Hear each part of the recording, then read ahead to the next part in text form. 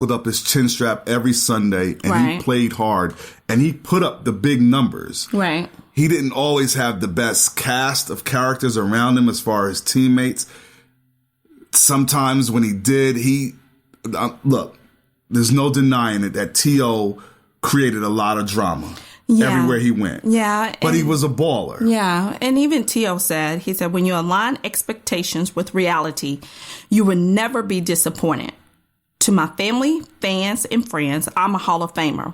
# flawed process. The process is flawed. We see that now. It is flawed. And a lot of the voters, sometimes you don't have to go public. Right. With who you are or who you chose to be in the Hall of Fame. Do you think they should? If I had a vote, I would go public. Right. I mean, it comes with the territory. You're going to get some of the backlash, but it's not a popularity contest. Right. It's the job. It's the integrity, and it comes with a big responsibility. And your personal bias or opinions shouldn't determine whether this is legacy. This is big, the Hall of Fame. So put aside your personal differences and put in the most qualified person to get into the game, to the Hall. Well, do you think he's going to get in next year? I don't know. You know what? I really think he won't get in next year. Wow. I think it would be nice. Yeah. But he may have to wait out a little bit until some of the pettiness can die down. Maybe it's still a fresh wound. Because if this was anybody else, he'd be a first ballot Hall of Famer. So it kind of like what we were talking about last time, dealing with like Barry Bonds. To a certain degree. Okay. But T.O. never had any steroids or drugs linked to his name. No arrest record. It was just entertaining. That exactly. He was. But you're right. That does make a great analogy. Yeah. And I think that he should, if it was anybody else, he'd be a first ballot Hall of Famer. Yeah. With the numbers that he had. Right. But because of the antics, because of the drama and the hysteria he created and the me, selfish attitude, and he really made a lot of people angry in the press. But he did his job, though. That's all that matters. Yeah, that's all that matters. Championship or not. So T.O. is left out of the Hall of Fame. But congratulations to the 7 men who are going into the Hall of Fame. Congratulations. Getting that bus in Canton, Ohio. Let's talk some track and field, a sport we both love. All right. Watch Sydney McLaughlin in 5 in the white strip center of picture, the youngest in the field, the world number 5 this year. Dalila Muhammad had the fastest time in the first round and in the semi-finals, and she's storming away with this one, Muhammad. Here they come, but they left themselves. Look at Andrews try and make it up. Robbie Andrews trying to challenge Jock, and he wins it. Oh, what a rally. Robbie Andrews from Virginia. He's done it. And here comes Rollins to the line. Rollins with a lean to get it. Well, I can tell you what we learned, Tom.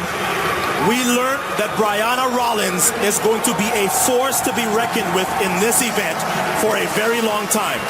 The 110th running of the Millrose Games returns this weekend at the Armory's New Balance and Track and Field Center in New York City. Now, this is the longest running and most prestigious indoor track meet in the world. It's one of my favorites. You have high school, college, and Olympic athletes competing for championship glory.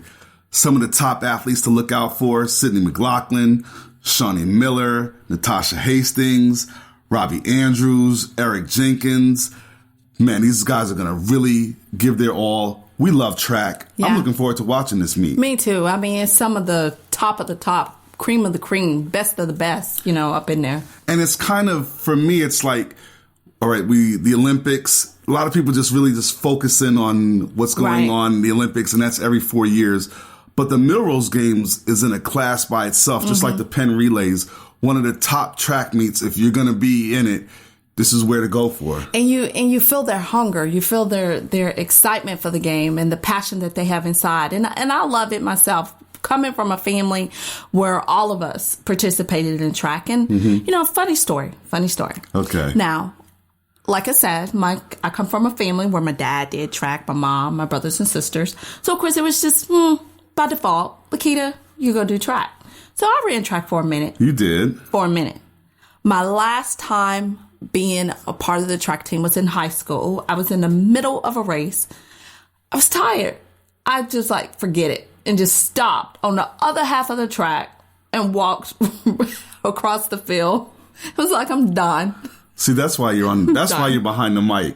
Yeah. At Married to the Game, and not on the track meet at the Millrose Games. Now, my sister was a star track athlete, and I ran track, but I didn't quit like what you did. But you know what? I applaud you for the honesty and sharing that, being transparent and sharing that with the world and the listeners. It took a lot of courage to, be like, I'm done hanging up my cleats, especially coming from a family who did it. Any of our listeners who are competing in the Millrose Games, don't follow what she did. No, we know you're going for the gold. Looking forward to the Millrose Games in New York City this weekend. It's going to be off the chain.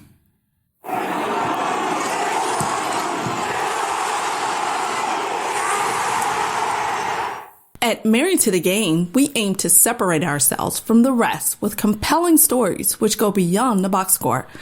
Today's installment of Beyond the Box Score discusses the promotion of Jenny Finch as MLB's ambassador for softball. Okay, Finch is a two-time Olympian. Okay. Won a national title in college at Arizona. Former pro softball pitcher. And her role as youth softball ambassador is in conjunction with Major League Baseball's Play Ball and Youth Outreach Initiative. Finch said, "It's an honor to serve in this new role with Major League Baseball to grow the sport that has given so much to me and millions of girls and women throughout the country. Together, we will promote youth participation at the grassroots level while also helping develop the skills of players ready for the next level." Wow, she is the perfect person for this position. She is. She really is. And what really got me right here in the heart was when she said millions of girls, because I was part of that million. You were. Growing up, softball was my activity. You played that was travel my life. ball, right? I sure did. And I was good at it, by the way. Shortstop, third base, runner, did my thing. But I'm excited about this. Of course, anything dealing with softball gets to me. Yeah, and she's going to have a busy schedule. She is. Going all over the country. Right. Promoting the game, getting kids involved in it. Right. And it is something huge that she is the perfect person because she's a star player. She's very personable. Yeah, and she's also one of the most accomplished female athletes in history. And something else that I thought was completely awesome? She struck out Barry Bonds in a throwing a fast pitch. Now, how do you think you would fare against her in the batter's box? Oh, I would knock it out. I'm cocky with that. Even though she struck out Barry Bonds, I'm still gonna say I'd knock it out. Home run. Because she has a lot of camps that she's going to be participating in. The first is going to be the Trailblazers Girls Baseball Tournament, April 14th through the 16th out in Compton, California. Yeah. Then there's a softball breakthrough series, June 11th through the 15th in Oklahoma City. She does the Play Ball Park, July 6th through the 10th. Wow. That's during All-Star Weekend down in Miami. Yeah. And then the Softball Elite Development Invitational is July 27th through August 2nd in Vero Beach, Florida. And she concludes things August 6th through the 11th in Cincinnati with softball's portion of Reviving Baseball in the Inner City, the RBI program. Right. So she's going to be really busy. She's going to be busy. So that gives you a chance to get in the batter's cage if you want to step up your game and get your timing down. Yeah, I'm going to have to, especially since she struck out Barry Bonds. Yeah. You know what I'm saying? But this is wonderful because I know you love softball a lot, and it gives a chance for a lot of youngsters to come up to fall in love with the game the way you did, and then maybe they can go and play in high school, get a scholarship and play in college. It was my heart. It was everything that I enjoyed every moment of it. And it is something that all girls, I think, should do. Now, imagine if you would have had a Jenny Finch talk to you when you were younger. Oh, now that would have really changed things. I probably would have been part of the team, on the Olympic gold team, and got my medal. Well, good thing that softball is coming back to the Olympics in 2020. All right, that gives me time to do my batting cage. There you go. And now it's time to switch lanes.